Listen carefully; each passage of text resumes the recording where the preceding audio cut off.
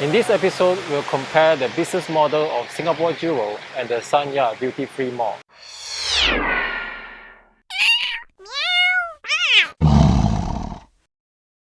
Why do we need to talk about business model of architectures at all?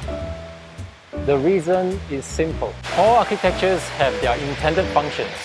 If an architecture cannot materialize what the investors, operators, and architect had in mind for this function, then this architecture is a failure. Of course, I can only guess the intended functions by the two architecture teams for their respective architecture. And because they are guesses, they could be wrong. But if the intended functions of the architecture cannot even be experienced by the end user, don't you think this architecture is a failure too? Firstly, let's take a look at the Sanya duty-free mall business model.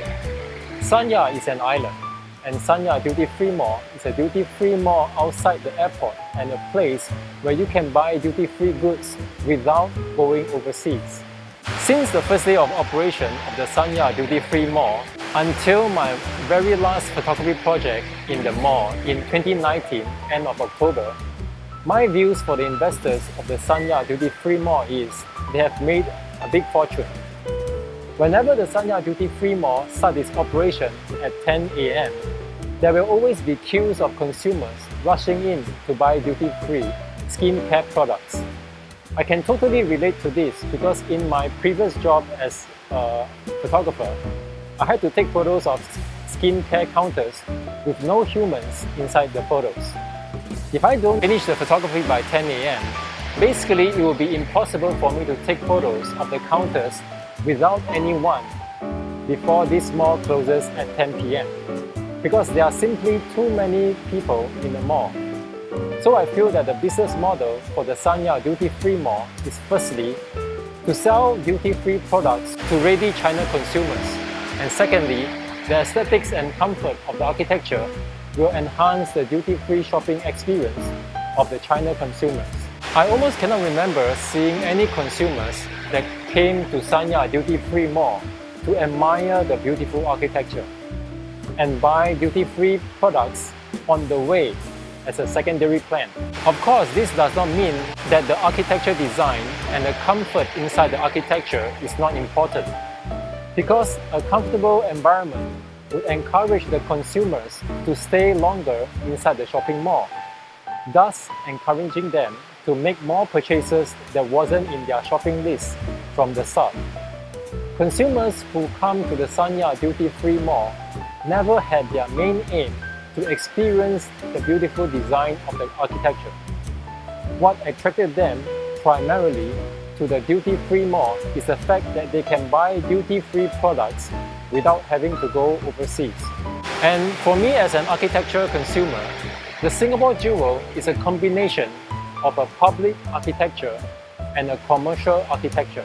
Because the Singapore Jewel's man-made waterfall and man-made forest is accessible to anyone inside Singapore, whether you are a tourist or a Singapore local. It is free for you to come and experience. It is even not wrong to say that the Singapore Jewel is a public park.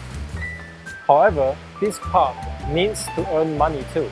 Because inside the Singapore Jewel, around the waterfall and man-made forest park, there are many F&B shops as well as merchandise shops.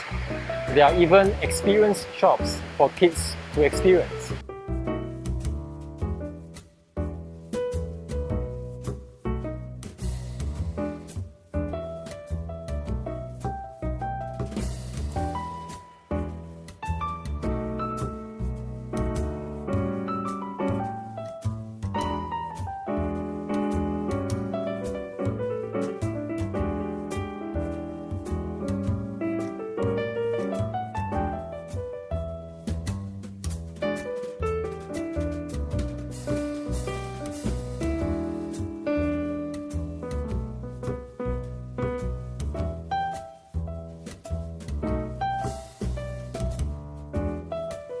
Although the Singapore Jewel is just beside the Singapore Changi Airport, but none of the shops inside the Singapore Jewel has any duty-free products to offer.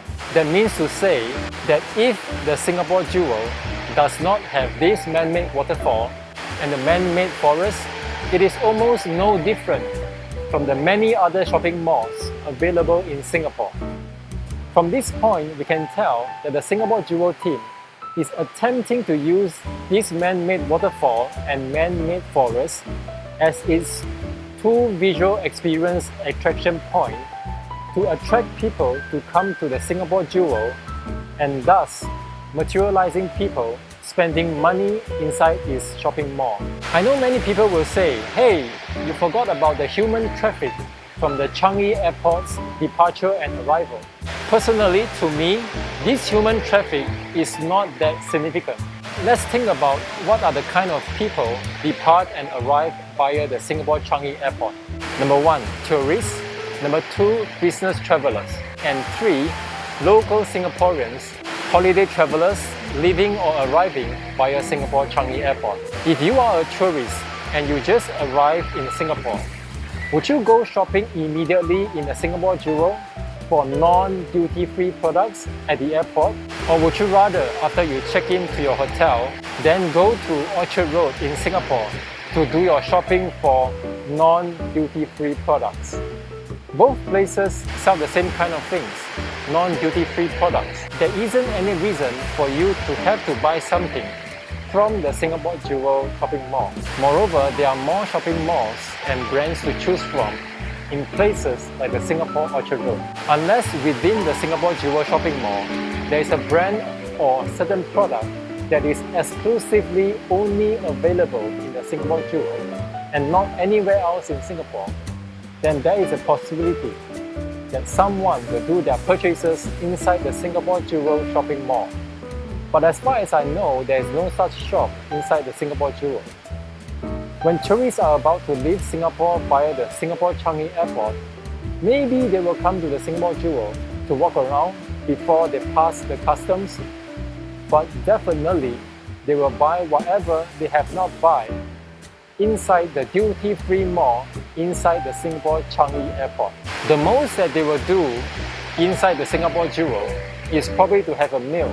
The next group of people will be business travelers coming in and out of Singapore.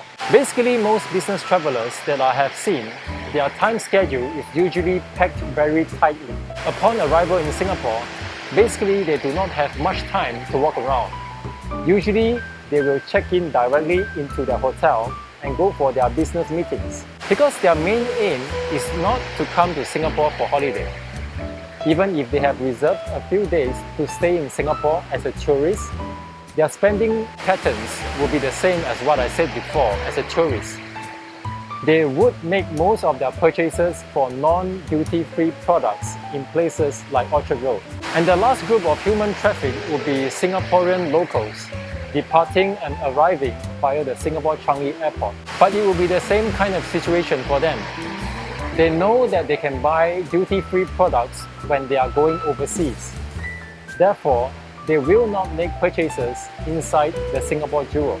And when they are returning to Singapore, it is the same. All their shopping have been done in overseas duty-free mall or inside the Singapore Changi Airport's duty-free mall. Since this is the situation, so who are the people that will actually shop inside the Singapore Jewel? As I said before, only those people who come to Singapore Jewel to experience the man-made waterfall and man-made forest would have a chance to make their purchases inside the Singapore Jewel shopping mall. We need to take note that the Singapore Jewel is not the most convenient place to go to in Singapore because it is situated on the island's eastern end. And how many times would a local Singaporean come in a year? Even when they come, most of the purchases would be on food and beverages or going to the movie theatre inside the Singapore Jewel. Although the Singapore Jewel has many other merchandise shops, but as a Singaporean myself, I would definitely go to Orchard Road where there are more choices of shopping malls and brands, or even make some of my purchases online. Unless the Singapore Jewel has a brand or a product model that is not available in any of the other shopping malls in Singapore, or the Singapore Jewel has duty-free products to offer, then maybe I will consider making my non-F&B purchases inside the Singapore Jewel shopping mall. So if I am an investor for architecture projects, I would definitely lean towards investing in the Sanya duty-free mall over the Singapore Jewel. The reason is simple. Sanya duty-free mall has a rigid demand, and that is duty-free products. And this rigid demand is able to convert to sales volume directly.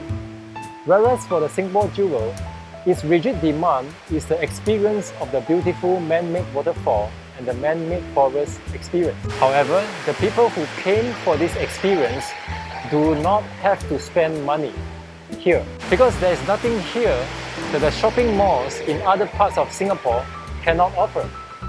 And there are no duty-free products. Thus, the conversion rate from the human traffic for the man-made waterfall and forest into sales volume is very low in my opinion. But that does not mean that this conversion rate is zero. I'm sure some of the human traffic is still converted to sales volume, because I don't believe that the Singapore Jewel team would engage in a money-losing business. They must have done their commercial projection and estimation. However, if you are an investor, the thing that probably concerns you most is if you invest $1 today, when can you take back $2? Do you get back $2 after 5 years?